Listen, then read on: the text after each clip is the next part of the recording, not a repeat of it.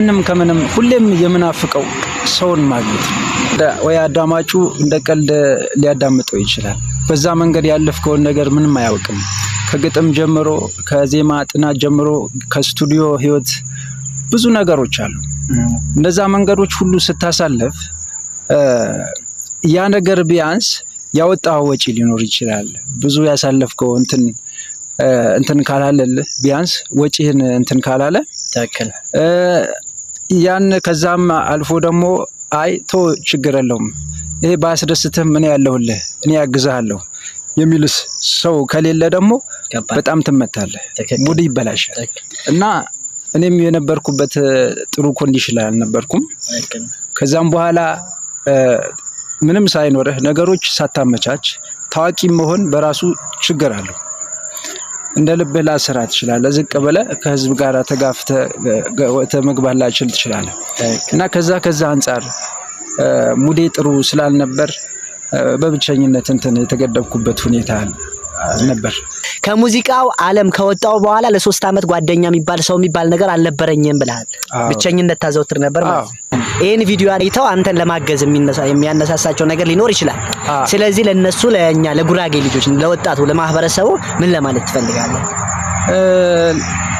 ያው አሁን ያለሁበት ያው ላቢያጆ ላይ ነው እየሰራሁት ያለው።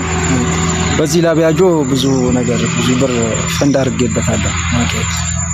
አሁን በመስራት ላይ ነኝ። ብዙ ነገሮች የሚቀረው ነገር አለ። ቦታ አላስያዝኩትም። ከዛ በኋላ ኮንዲሽን ሲመቻች ደግሞ ያሰብኩት ነገር አለ። ብዙ ያጠናዋቸዋል። ግጥምም በዜማም ደረጃ ሰራዋቸዋል። ከዛ የተሻለውን ደግሞ ጥሩ ነው ያልኩት እላለሁ ሰራለሁ። እኔ እውነቴን ነው። ብዙ ጊዜ በእኛ ማህበረሰብ እንደዚህ ያለን ሰው ማግኘት ስትፈልግ አታገኝም ብዙ ጊዜ። እና እኔ ደግሞ ከሁሉም የሰው ፍቅር የሰው መውደድ ያለበት ሰው በጣም ከምንም በላይ ተከለ። ስለዚህ ከእንግዲህ እኔ ልልህ የምፈልገው ደግሞ ነገር ቢኖር አይዞህ በርታ ነው ማለት ነው። እንግዲህ ወንድማችን አንድ ካሴት ታቀበለኝ። ይሄ ነው እንግዲህ ካሴት፣ የድሮ ካሴት፣ የሱ ካሴት ማለት ነው የነበረ። ስለዚህ እኛም ፕሮግራሙ ኢንተርቪው እንዳይረዝም አድርጌ ነው ማለት ነው ማቀርብላችሁ። አጠር አድርጌ ነው ማለት ነው። መጨረሻ ያለው አዲሱ ስራህም ደግሞ ቀንጨብ አድርጌ አሰማቸዋለሁ። ለዛ ፕሮግራም እንዲዘጋጅ ጥረት ሁላችንም እናደርጋለን። አንተም በርታ። እኛም ከእንግዲህ ከዚህ በፊት ሰው አተህ ነበረ፣ አሁን ደግሞ ሰው አታጣም። ከኛ የሚተርፍ ነገር ደግሞ ካለ ፈጣሪ ይረዳናል ማለት ነው። በርታ። ስለ አርቱ ደግሞ ግዴታ መጨነቅ ያለብን ሰዎች ነን። በተለይ ጉራጌኛ ቋንቋ ጉራጌ ባህላችን ባለበት ደረጃ ደህና እየመጣ ስለሆነ በዛ ልክ ደግሞ ተጠጋግተን ተጋግዘን መሄድ ነው ያለብን። የቲክቶክ አካውንት የለህም? የቲክቶክ አካውንት ነበረኝ፣ ሞባይል ሌባ ወስዶብኝ። ዩቲዩብ የለህም? አሁን የለም፣ ጊዜው አስተካክሏል። እሺ፣ ስለዚህ ውድ ቤተሰቦቼ የመጨረሻ አንድ ማሳሰቢያ ብቻ ልንገራችሁ። የትኞቹም የጉራጌ ዘፋኙን የተለያዩ እንዲ ማህበራዊ ሚዲያ ላይ ያሉ ሰዎች ማለት ነው ብዙ ጊዜ የሆነ ተቸግረው የሆነ ነገር ስናረግ ነው የሆነ ብር ወይ 100 ብር ወይ 200 ብር ነው የምናዋጣው። ያ ለነሱ መፍትሄ አይሆንም። ያ ብር ምንም ነገር ሊያረግ አይችልም። ግን አንድ የራሴ ሐሳብ ያሰብኩት ሐሳብ አለ ለሱም ማለት ነው። እሱ አሁን ስልክ ገዝቶ ዩቲዩብ ተከፍቶለት ይሄን ቪዲዮ 20 ሺህም 30 ሺህም ሰው ይየው ያን ያየ ሰው ቀጥታ ገብቶ ዩቲዩብ ሰብስክራይብ ያረግለት።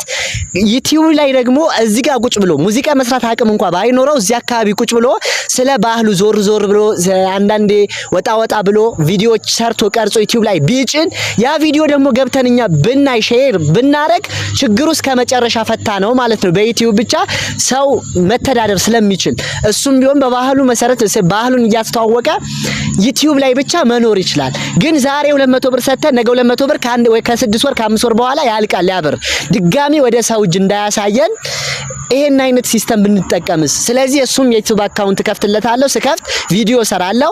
እሱም ዩቲዩብ ላይ ገብታችሁ ሰብስክራይብ ታደርጉታላችሁ ማለት ነው። በስተመጨረሻ እኔ ጨርሻለሁ። አንተ የምትለው ነገር ካለ የመጨረሻ ቃል። እኔ የምለው ነገር ቢኖር አንተን ወይም ጓደኛችንም ስሙ ማን ነው? ቢኒያም ፎቶ አገና በተቻላቸው አቅም ፎሎ እንዲያደርጉ በጣም ተስፋዬ ነው። ደስ ይለኛል። ይሄን ነው መለምናቸው። እሺ፣ ስለዚህ በዛው በስተመጨረሻ ደግሞ ምስጋና ላቅርብ።